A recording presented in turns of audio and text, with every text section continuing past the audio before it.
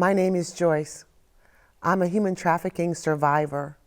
I want to tell you my story, and I want you to hear it.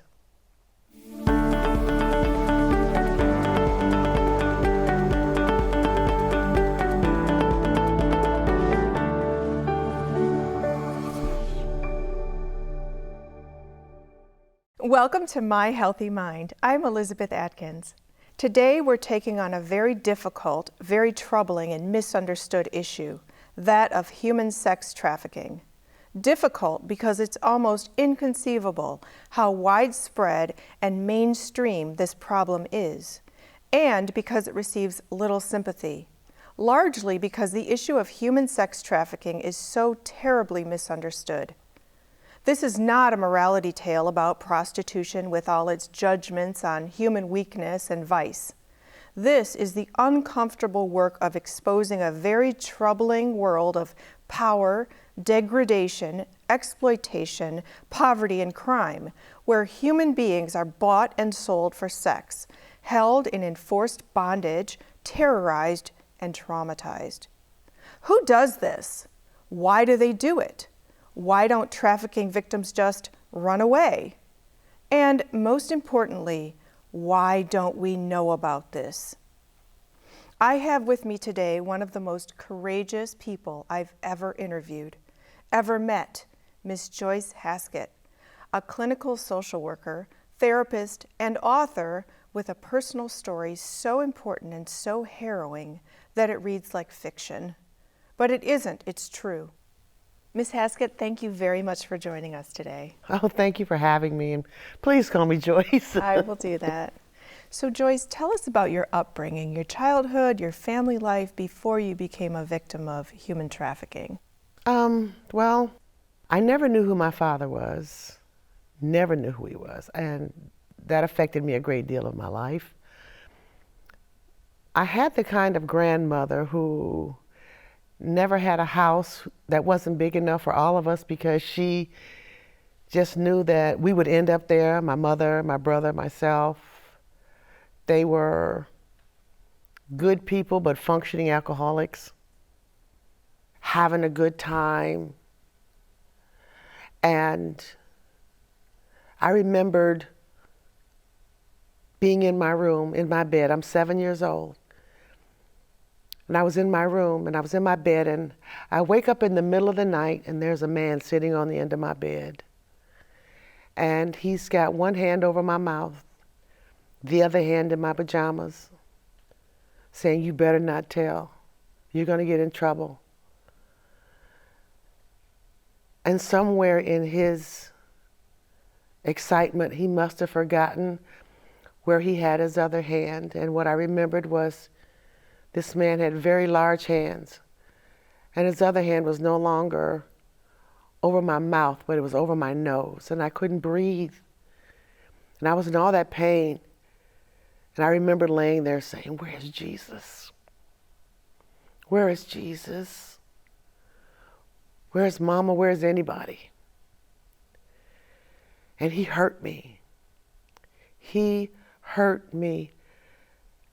And what's worse is there was a room full of people 15 feet away. What makes it more worse is that this man did this to me for as long as he was a friend of the family. Did I tell? No, you don't tell. Because you'll get in trouble, right? You better not tell. And I had to be the bad person. It had to be my fault.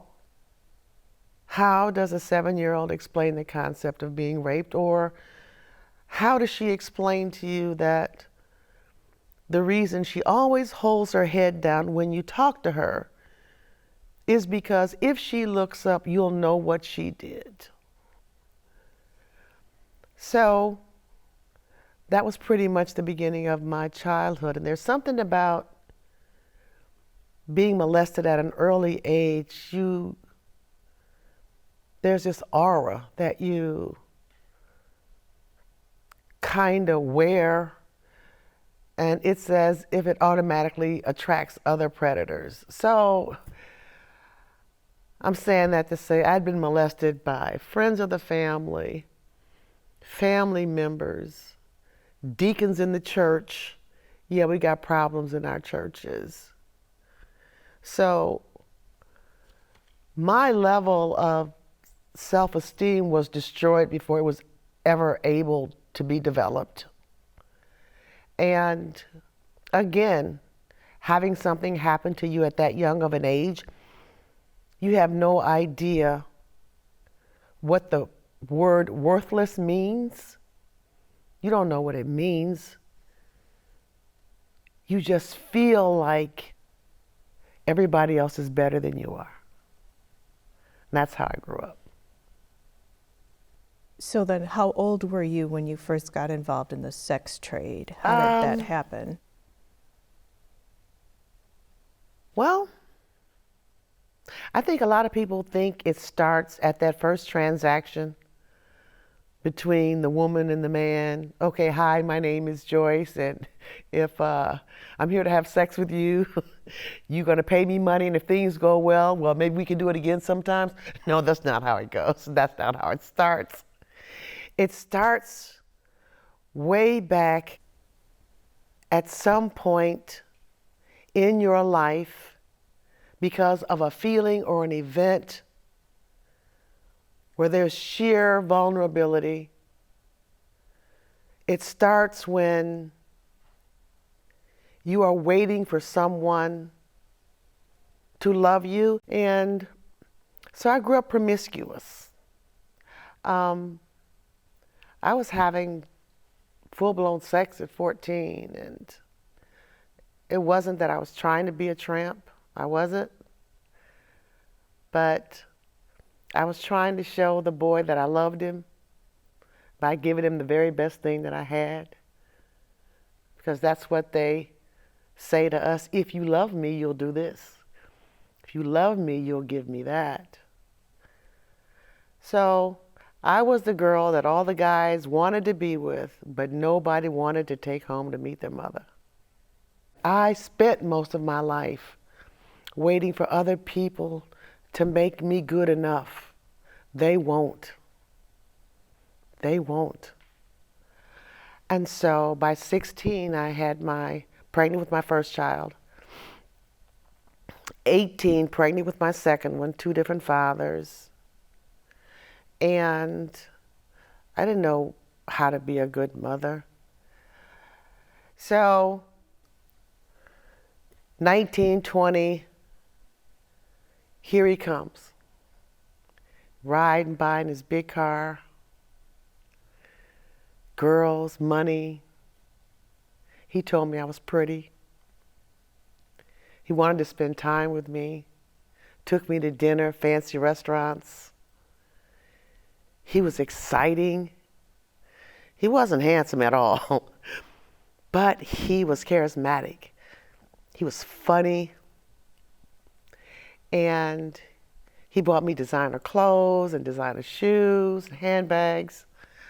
All of a sudden, I'm somebody. He validated me. Took liquor and money to my mother and grandmother. They loved him. Oh, they loved him. And I thought that he really, really loved me. So they're loving him. He's taking care of them. I'm happy. Everything's going wonderful. And then you wake up one day and the honeymoon is over. It's over. My name stopped being Joyce, and this and that, and I would get knocked down for saying things like I thought. You don't think, I think for you. Take away all your identity, driver's license, social security card, anything that identifies you as a person, they take away, because now you're not a person. You are a product and you belong to them. I would show up at my mother's house all beat up, and it would be, well, Joyce, what do you keep doing to this man to make him do this to you? And if you leave him, what about us? He's good to us. That was my support system. So all of a sudden, appointments are being made for me in hotel rooms. Promiscuity is one thing. Being a tramp is one thing, because at least you get to choose who you're sleeping with. But you never know who's on the other side of that hotel door waiting for you, what their mindset is, what they're going to do to you. And it's probably one of the scariest things you can experience. I remember once walking in, and there were three men. They had already talked about what they were going to do to me before I got there. And they hurt me. And if we're going to talk about human trafficking, let's talk about it. It's not pretty. It's ugly. And it's painful. And it's degrading. It's demoralizing. You hope it's over. You hope you can get up. And when you do get up, you walk to the bathroom like it's no big deal. Then you get ready for the next one. Every night, sometimes 10, 15 times a night. You don't get weekends or holidays off. You don't get sick time. If there is a demand, somebody's going to work. Somebody's going to fill that demand. There are all these wonderful definitions, legal definitions for human trafficking. But this is what human trafficking is. One person steals another person's life, and they sell it for money. They sell it for profit. People ask the most stupid question: why didn't you just leave? While my family was on one side of town talking about how much they loved him and how good he was to them, he was on the other side of town saying things to me like, go ahead and leave and you'll come to your mama's funeral. Or go ahead and leave and I'll have those two of yours turned out in a week. Talking about my two sons. That's the kind of thing that will make you get in a car, drive across the state, turn tricks, bring back every bit of the money with no ID because you don't want to see your family hurt. You don't want to see them hurt. And you know that the person who's making these threats is very capable of carrying them out without remorse. That's the kind of thing that won't let you go, won't let you leave. Human trafficking is not all about sex. It's about money and power and control and manipulation. Once I was the entertainment at a party. They stripped me naked, put me in the bed, and beat me with pool sticks. The wager was how many licks I could take before I went down. And they beat me. And they beat me. Then the guy broke the stick over my head. I thought it was over. He called for another stick, that's all. And he started to beat me with that one. And I went down. And I couldn't see, but I could hear.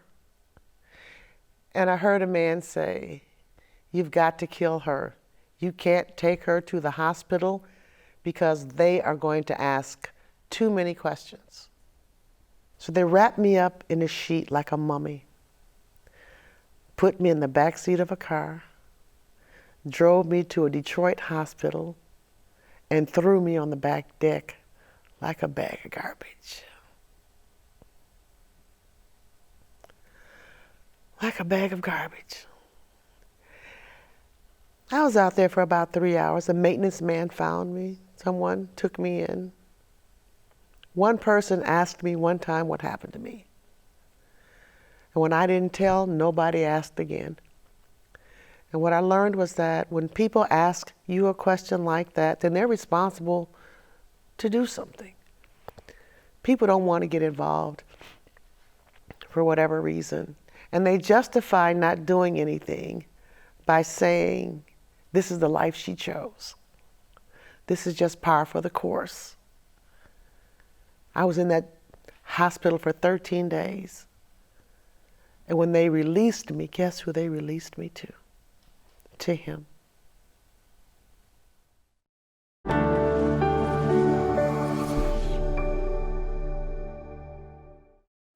Stress, depression, and severe mental illness can happen to anyone. Team Wellness Center has been helping those struggling with these conditions in southeastern Michigan. No one should ever have to feel so alone. Within 24 hours of reaching out to our team, members receive psychiatric evaluations and begin the necessary treatment for recovery. Despite what you've been through, you can overcome. Team Wellness Center. You are not alone.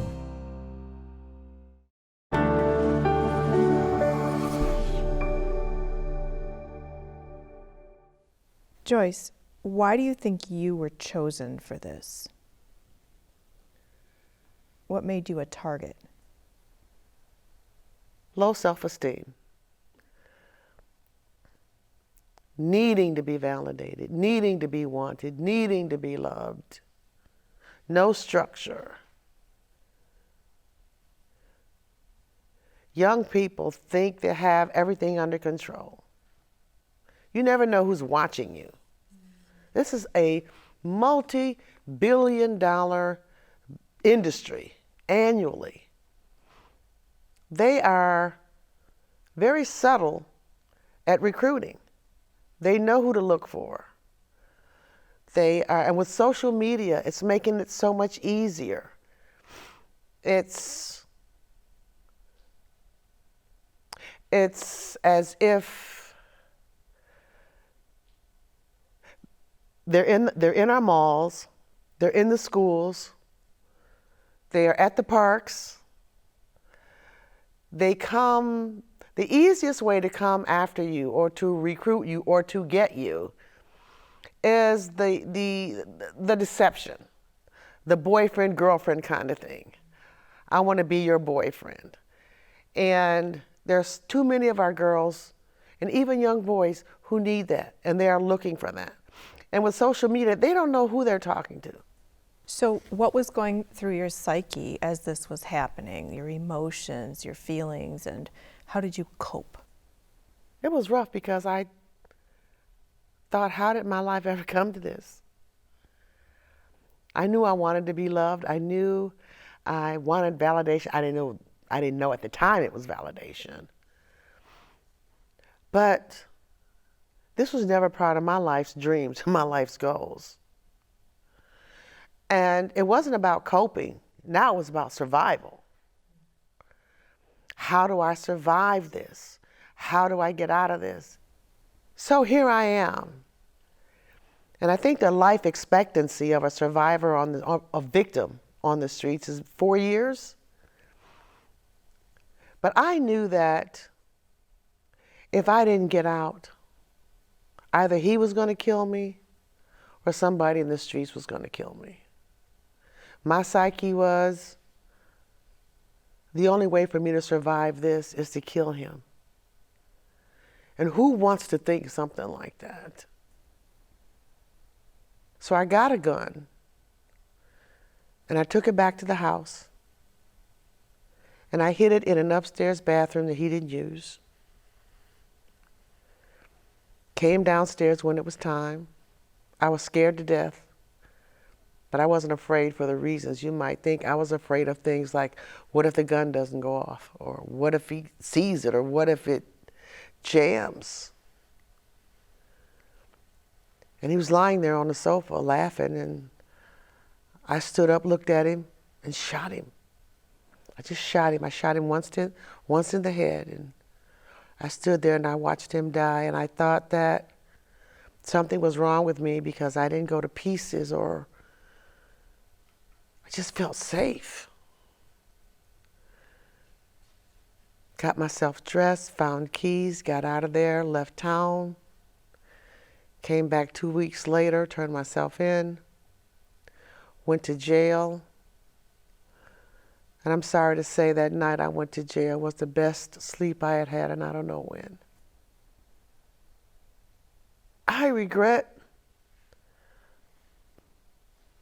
taking someone's life. You know, it's something you live with. But at the same time, I do not apologize for living. I do not apologize for being alive. When I heard the judge say, you're guilty of murder in the first degree and I sentence you to spend the rest of your natural life in prison, and you have non-parolable life, you will die in prison. It's just unreal. I didn't want to die in prison. So I decided that I was going to learn everything I could about how to help women and their children. And there wasn't much for women in prison back then. No education, no opportunities for education. And most importantly, there was no access to courts for women. And what I mean by that is they had no law libraries, none of that. I mean, guys in Jackson, they were rolling. They had everything they needed. But a few years in, some progressive attorneys, young attorneys, came out of the University of Michigan and started to work on Case for Women. This one particular attorney, absolutely amazing, Deborah LaBelle, and she fought for women for 11, 12 years. And we finally won at the end of the lawsuit. Women won the right to go to school at least and get an education, access to the courts, things like that. And luckily, I was one of 3 amazing women chosen for a pilot program through the University of Michigan. And I'm so proud to say I'm the first one of the 3 to graduate. Now, mind you, I had 5 appeals. 5. I won 5 appeals. And every single one was overturned by the Michigan Supreme Court. I had no money, no more attorneys. I had nothing. But I'm going back in front of the same judge who denied the last 5 appeals. Well, the judge died. And a new judge is appointed, a woman. My attorney calls and says, I got a call from the prosecutor saying that you were on his mind all night long. He vacated my sentence. So I get back to court. The judge says, I can't send you back to prison because you don't have a sentence. Okay, so how did you finally secure your release? All I heard the judge say was, Joyce, have a good life. I walked out of that courtroom after 17 years, 120 days. And I stood in the sunlight for the first time with no leg irons, no handcuffs, no belly chains. And I was free. No parole, no halfway house. I was just free. Joyce, how, with all you went through, with all the horrors, did you take this experience and make it into something positive for your professional advocacy and your clinical career to help other people? I mean, 5 years ago, who knew what human trafficking was? But now, all of a sudden, there's an avalanche of people who want to be aware, who are being made aware, who want to do something about it. And it's not that people haven't seen it before. They just didn't know what they were looking for. They didn't know what to look for. But now they do, and they're becoming aware. And more young girls and boys are being rescued every day. And it feels good to know that I am a part of that. So I've been a part of the problem for a long time. You know, it wasn't my choice, but I was a part of the problem. Now I'm a part of the solution. And that makes me feel really good. So what's the biggest misconception that people have about human sex trafficking, and what would you like our viewers to know about that? Don't think it can't happen to your child or that your child is immune. He or she is not. I want people to know that if they don't pay more attention to who's paying attention to their children, there could be a very high likelihood that their child could be involved in something like this. So what message would you have for people who are trapped right now in the world of sex trafficking?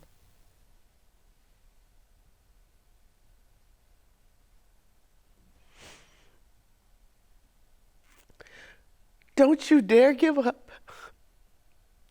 You find a way to keep believing that somebody out here is thinking about you. Somebody is praying for you. Somebody is working for you. Just don't give up.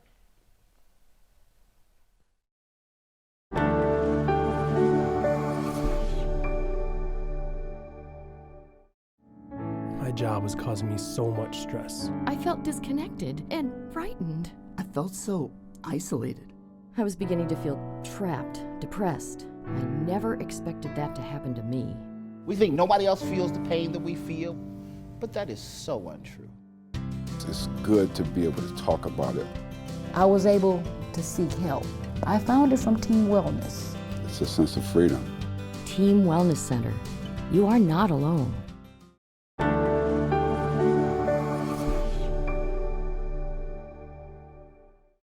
Joyce, for our viewers who are inspired by your story and want to do something to help, what is your advice to our viewers on what they can do to help?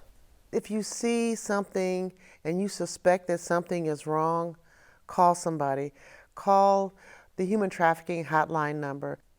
Dial 911.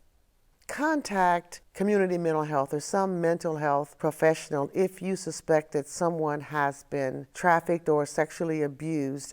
Most importantly, you must contact your senators, your legislators, your state representatives that advocates for the victims of human trafficking. Don't keep this thing hidden. If you have a story, tell it. If you know that something is going on somewhere with someone, tell the story. Nobody's going to judge you. The story you tell may very well save the life of somebody else. Thank you for watching. If you'd like to learn more about this or any other mental health topic, please visit us at myhealthymind.com, follow us on Twitter at myhealthymind, or on Facebook. We'll see you next week for another edition of My Healthy Mind. Let's talk about it.